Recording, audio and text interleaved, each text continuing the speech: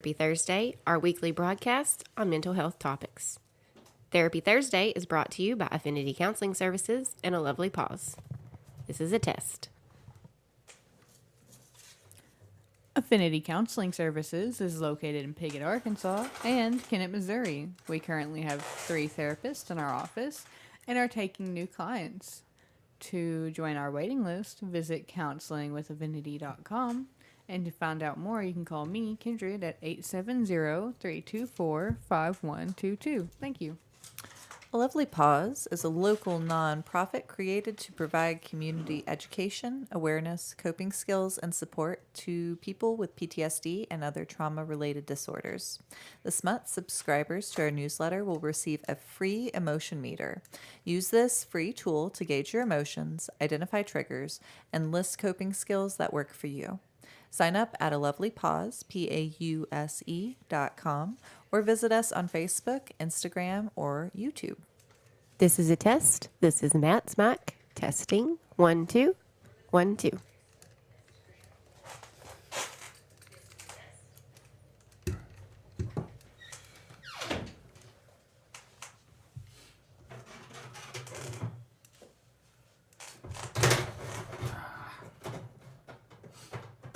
You go ahead and get things started, Kindred. I'll sit down real fast. No, it's okay. Well, I'll start the intro. Start the intro.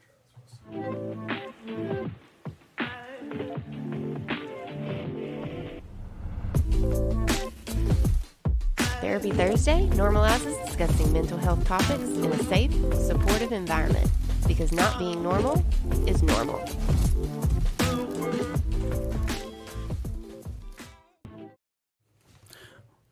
Welcome, everyone, to Therapy Thursday, our weekly installment here at Affinity Counseling Services, where we talk about different mental health topics from a personal and professional perspective. My name is Matthew Yount, lead therapist and president at Affinity Counseling. To my right, my wife, Andrea, Hi. vice president here at Affinity and president of our newest nonprofit venture, A Lovely Pause. And to my further right is Stacy, Howdy. the marketing director here at Affinity, and also the vice president of A Lovely Pause. And behind the camera, as always, taking your comments, questions, and concerns on Facebook and YouTube, Kindred. Hello. Hello, Kindred. Our our office manager and the secretary for A Lovely Pause. Well, everybody's gaining titles. Yep. So if we're going to... It's like y'all are important all of a sudden. You're president and vice presidents of things. That's kind of It doesn't make us any more important. It It just does. means we have a lot more stuff to do. I know, right? You don't get any real power from it. It's just, nope, more responsibility. Here you go. You're going to run out of With room on great the power business card. comes great responsibility. And it's With true. with little power still comes more responsibility. So, but hey, you guys have your first fundraising event coming up. Yeah, we're doing a kind of like a community meet and greet. It sounds like not much, but we're going to have quite a bit there. We're actually going to have live music, and we're going to have some fun and games, and you can come and find out. Food?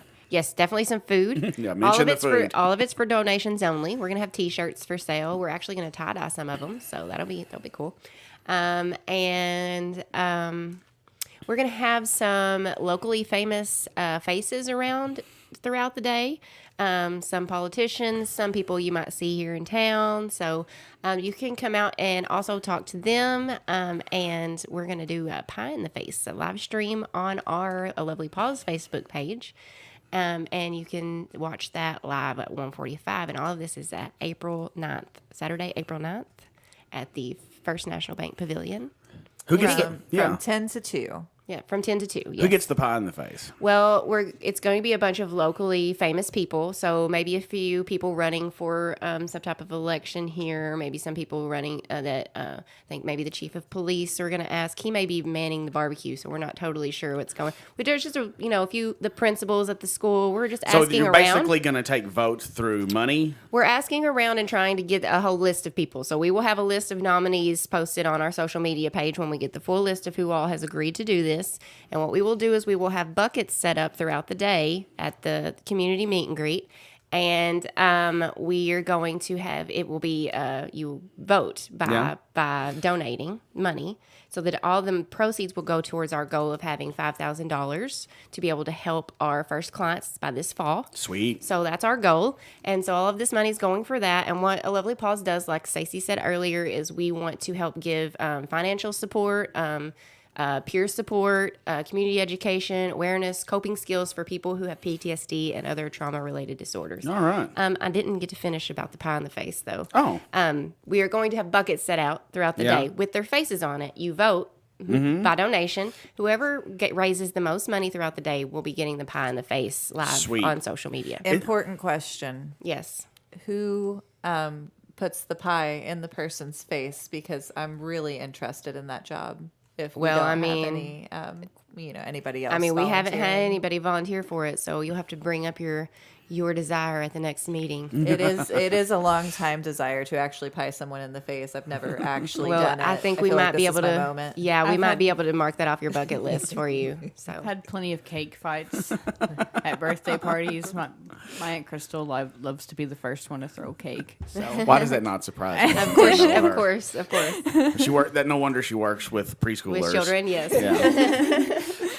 And now, just quickly on the last thing on that, do you think there's a way where we could get it set up that people could vote through donation online? We absolutely can, and I was actually going to talk about that at our next meeting. So Sweet. we are having our next meeting on the 18th. So we may will have know more then. We will know more then, and we will have more information after that. Sweet. All right. Very cool. All right. So let's get into today's topic, unless we've got something else to discuss. I think that's it. All right. So we're continuing on with our series about teens and teen Yes, mental health. Teen mental health. Yes. And today we are talking about self-harm. Is that correct? Self-injury, yes. Self-injury and Same thing, self-harm. yeah. Okay. So usually the very first, I'll ask you guys, what's usually the first question that comes up when you think of someone harming themselves? Why would you do that? Yeah, that's usually it. Mm-hmm. So, and that's the most common thing that I hear.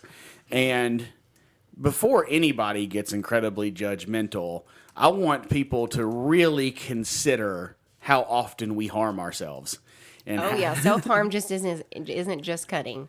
no, by no means whatsoever. How many repetitive or physical harm. Yeah, right. It doesn't even have to be like physical harm in the sense of physically harming the outer body. Right, exactly. How many times do we put ourselves in situations we know are going to be bad for us? How many times do we put things in our body that we know are going to be bad for us? How many times do we Thank you say for looking at me on that. one. do we say I repetitive looked at things? the camera like this. I'm like, yeah, me. So many things. It wasn't. It's not, Not that me. many, I'm but- not the problem. It just seems like part of the nature of being a living thing that has any type of real cognition is some desire for self-harm, because there are plenty of animal species that do it. A lot of mammals participate in forms of self-harm. There are other even animals that aren't mammals that participate in self-harm. I feel like the deer in our area participate in some kind. They throw themselves in front of vehicles quite a bit. I wish they'd find a different outlet. Teach them some coping skills. Whenever you see one run across the road and then turn around and come back, and you're like, why? You missed me the first time. Oh, mistimed it. Fair enough. So, self-harm for some reason, self-destruction seems to be built into being a living thing. Why that is, I'm not exactly sure, but we all have this element of wanting to self-destruct. And it seems like it gets worse the more stress is piled upon us. The more we feel stressed out in circumstances, the more we seem to want to attack ourselves. And people do this all the time. They start, looking at themselves as having like they're not doing something right, like they're failing, like they're going to let everybody down, like they're going to end up in a bad situation. They can see, and then they start like eating too much, smoking too much, drinking too much, and participating in some form of physical self-harm, putting themselves in bad situations, whatever it is. It's like the self-destruction mode starts to get kicked in. And I don't know if part of that is like a variable of control. It's kind of like, well, if we're going to destruct, I guess I'll be the one to get things started. Let me do it. No, life, you can't hurt me. I'm going to hurt myself. A lot to do with self-worth, of course. That's a big part, especially in teens. Okay, so we'll circle this around to teens. With teens especially, there's usually a few primary reasons why we see the outward physical self-harm that people get so afraid of. There is self-punishment. They believe they're bad. They believe something's wrong with them. They believe they deserve it, so they hurt themselves. There's some form of emotional release. So people get so emotionally like repressed and built up That it becomes numb. Yeah. Yeah. They become so overwhelmed they become numb. Yeah. And when they become numb, they start to look for ways to start to feel. And self-injury is a way that you can start to control that pain and that numbness by hurting yourself in a way that would release some adrenaline and endorphins and cause you to actually feel something. So there's that. And then the other reason for teens is obviously that some of their peers are doing it and they feel like they need to do it to fit in. I will say that in most circumstances that I have dealt with, I'll just speak from my perspective, the vast majority are not suicidal. They're not at a place yet anyway where they're like, I want to kill myself. But now you got to, when someone accelerates their self-harm, it does seem like they're moving in that direction. Yeah, or it could accidentally cause an issue. Like, Sure. Or a suicidal attempt. Yes. So one of the things that we look for in self-harm to determine how serious it is the type of harm they're doing. Is it like superficial cutting where they're barely making any type of scar? They're not even like bringing blood. Or like where people are taking erasers and burning themselves a little bit by moving them around, or maybe a quick flick with a lighter or two. You know, it's doing very superficial harm. It's nothing that's going to cause any long-term damage. But that's a warning sign, but it's not like okay, this is serious. This is like, we need to intervene, but it's not to the point yet that I'm freaking out like this person really needs some major interventions. Right. You just need a conversation. They probably just need to release some type of emotion or have some type of therapeutic conversation. And sometimes they even do stuff like that as a way to cry for help. Yeah. You know, the little superficial cuts that they let people see them do or they show to people. It's like, hey, this is my way of saying I'm hurting and I need someone to recognize that. But what we look for is escalation. So does the superficial start to turn into something more predominant, like deeper cuts? Are they starting to put them in places where they're hiding them more, where other people can't see them? Are they starting to like wear longer sleeves so that people can't see it? But do they feel a need to hide it? Because Right. once it starts to go into hiding, that's when the person is internalizing this more, and they don't plan on stopping. There's nothing there that there's a cry for help. They are just like, no, I'm going to continue to do this. Yeah. So if a person continues to cut or continues to harm themselves in some way, and we see the frequency and duration of that self-harm increasing, that's a sign. So we just look for like steps along the way that tell us where we're at Yeah. with self-harm. So when we recognize self-harm, it's important to know how to approach somebody who's harming themselves. So, you know, we've all dealt with kids and teens and, you know, family members or people who have probably been through self-harm before. What do you see as the best way to approach somebody who's in a self-harming situation? With compassion and try to be understanding, because I feel like that's one of the biggest things as a teenager is they're holding in or this emotion or whatever their reason is because they feel like they can't let it out. So if they have this safe space where they feel like they can let it out, then they will have the ability to be able to maybe hold back on that self-harm more because they're releasing that valve, you know. Yeah, so we have to approach with compassion first.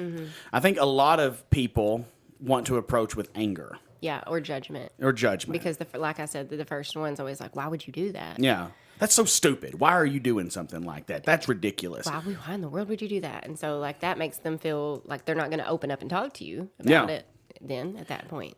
And why do you think parents respond that way in the I beginning? think it terrifies them. Yeah? Yeah. How so? Well, because it's terrifying to see someone that you love and care about doing something harmful to themselves, especially something that could lead to, something that is extremely dangerous. Okay, so fear. Yeah. Okay. What do you think? Oh, I think that's probably the big underlying one is just like that's, you don't want that to ever be your kid. You The don't, stigma of it. yeah, you not just the stigma, but it's like, that's my kid. Like I didn't raise you to like Right. Your own failure. Yeah, like you internalize it in your what you did or didn't do, to where they're now in this state of mind to where that's how they want to deal with their problems, and it's simultaneously terrifying, and as a parent and a mom particularly, I think we can internalize that into our own failings. Yeah. Oh, absolutely we do. I mean, that's one of the first things that we feel. We feel scared for the kid, but we also feel like, don't you do that. Don't make me look like a bad parent. Right. We make it about ourselves. We do. Yeah. A lot of times. It's like, I did not raise you to do that. Yeah. And don't bring out anything that may make me feel like I did something wrong here because you're turning out this way. We internalize that, and sometimes people internalize that hard, and they don't know how to get past that feeling of maybe I messed up as a parent, and so then they attack the kid. Right. Like, how stupid of you. You know better than that. That's ridiculous. And once you attack them, you have only made the situation worse. 100%. They're gonna shut down, not talk to you about it at all. And that's where like you're driving that deeper underground, and that's not where it needs to go. Yeah. So, once you get through to, like, you try to stay calm, you show compassion, and then you want to try to have an open conversation at that point. And the open conversation you're trying to get to is not necessarily the why. Is everything okay? Yep. Okay. Is not necessarily the why. It's more so the let's just try to help you understand you're supported here. We'll get to the why. Because if you just come out and ask someone, why do you do this? Most of the time, they don't know. They can't look at you most of the time and go, well, I think it's because I have a great deal of mistaken beliefs about myself that are probably causing me to think negative thoughts, which I'm internalizing, and they don't know how to say that. Right. Especially a teenager. Adults can't say that. No. Right. So a teenager's definitely not going to be able to say that. Yeah, so most of the time they're going to be like, I don't know. And then, of course, the parent will often get mad, like, what do you mean you don't know? You're the one doing it. And then we're back into an unhelpful cycle again. So it's just usually best to show compassion. It's like, okay, we need to figure out why, but why is not the most important thing right now. How can we get this under control? What do you feel like is bothering you so much? And if they're like, I don't know, go, okay, well, it's your thoughts, so let's think about it. What are the things that are on your mind the most? I just want them to start talking about the things that go on with them. There's a lot of times that I don't know is the first response. It's kind of like this little roadblock. I mean, adults do it too, but teenagers are like notorious for I don't knows, and but how we approach that matters. Now you start like, badgering them with like the first response you're talking about of, well, you should know because you're the, that's going to just shut that conversation down more. But if you are leading with those like more open-ended, empathetic questions or conversation, sometimes that'll start to uncork the bottle. And if you can get that cork off just enough, it'll usually start flooding out. Something will. Yeah. And so after you provide support, the next thing you want to create is a sense of safety. And that sense of safety has to come in the form of you saying things like, look, we're not going to try to control you. We're not going to try to make you feel like you're in a prison. However, we are going to start checking you a little bit more. Okay? So we're going to check you So for right now, every day, and it's just going to be a quick check. It's nothing going to be anything that we're going to make uncomfortable or weird, but we're going to check you. And then if everything's good, you're good. And also every day we're going to check your mental state. You're going to tell us how you feel, where you are on a scale of 1 to 10, whatever it is that you want to work out. We're going to open up some communication on a regular basis here. And what I'm not going to do is I'm not going to accept, oh, I'm okay. So if you're okay, tell me why you're okay. If you're not okay, tell me why you're not okay.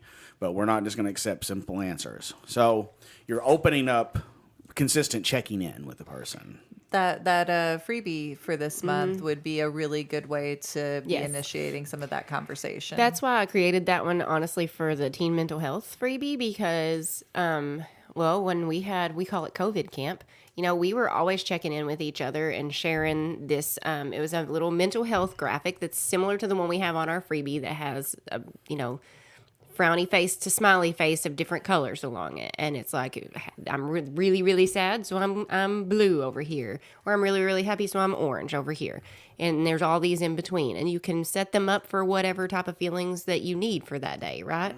And so basically you just have this graph, and so instead of saying I'm really sad today, you can say I'm blue today or I'm red today. It makes it a little bit easier to communicate that how you're feeling.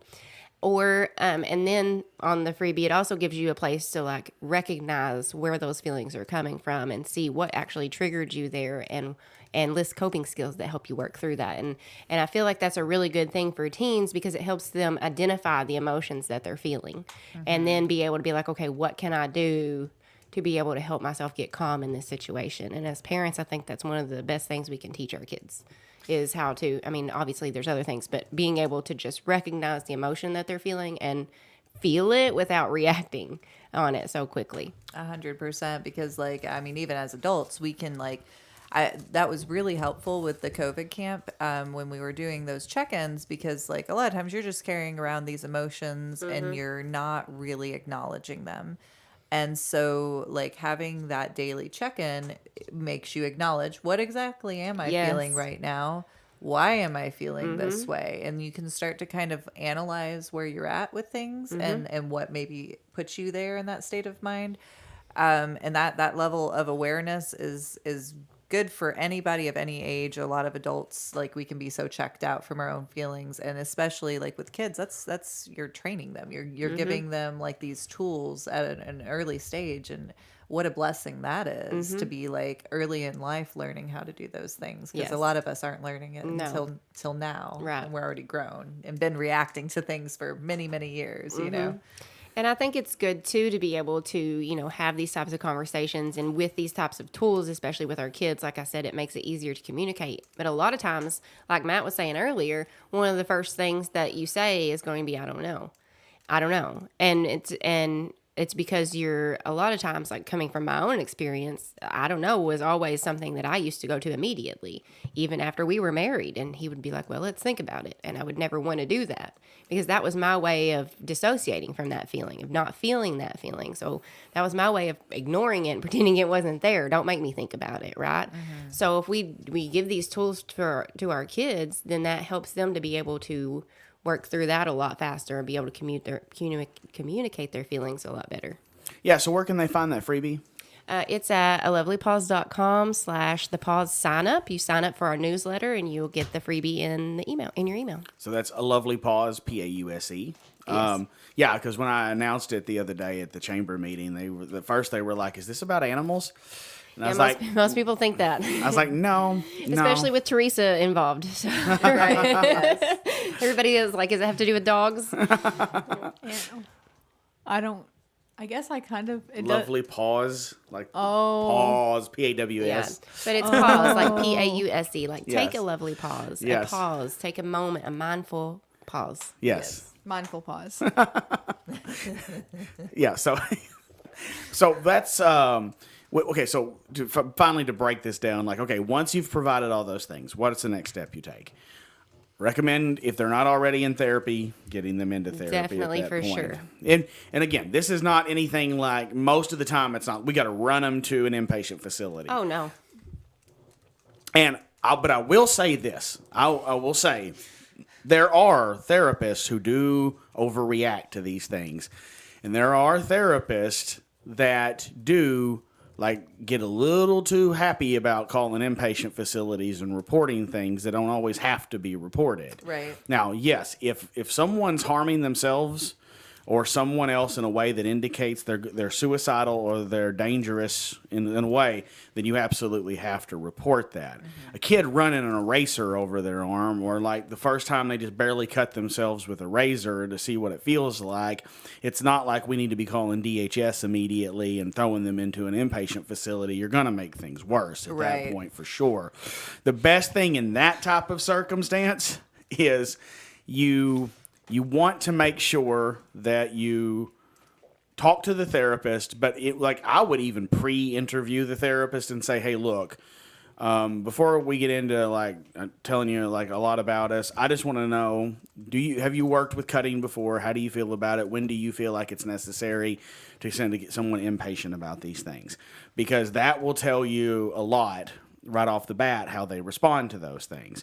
So I know people have had bad experiences with therapists like that before, where someone just got way too quick at reporting something that didn't need to be reported. So it's okay to interview your therapist beforehand, and you don't even have to say, my kid is doing this. You can just ask, how do you feel about this? When do you guys typically report these type of things? What interventions do you use? All of that is completely acceptable. And if you don't like the answers you get, go find another therapist. Mm-hmm. I mean, you want a therapist that's willing to tell you, here's where I'm willing to say that we can work on this in therapy, and here's when I need to report it. And they need to clearly outline what those boundaries look like.